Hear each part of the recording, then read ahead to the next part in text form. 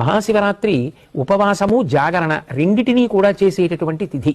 అందుకే ఆ రోజు తెల్లవారుజామున అంటే బ్రాహ్మీ ముహూర్తంలో నిద్రలేచి నిత్యకర్మానుష్ఠానం పూర్తి చేసుకుని చక్కగా పరమశివుణ్ణి విశేషమైనటువంటి ఆరాధన చేస్తారు, ఉపవాసం ఉంటారు. ఉపవాసము అన్న మాటకు అర్థం ఏమిటంటే ఎటువంటి సాత్వికమైన పదార్థాన్ని తీసుకుంటే కనురెప్ప పడిపోకుండా నిద్ర రాకుండా మనసు భగవంతుని పాదముల యందు నిలబడుతుందో అటువంటి ఆహారమును పరిమితంగా తీసుకుని శరీరాన్ని భగవంతుని యొక్క ఉపాసన యందు నిలబెట్టుకోవడానికి యోగ్యంగా సిద్ధం చేసుకుంటారు. కంటికి కడుపుకి దగ్గర సంబంధం. కడుపు నిండా తినేసామనుకోండి కనురెప్ప పడిపోతుంది. మనసు బాగా సత్వగుణంతో నిలబడాలి అంటే ఉపవాసము, భగవంతుడికి దగ్గరగా నిలబడాలి అంటే దానికి వీలైనటువంటి మార్గంలో సాత్వికమైనటువంటి ఆహారాన్ని పరిమితంగా తీసుకుంటారు.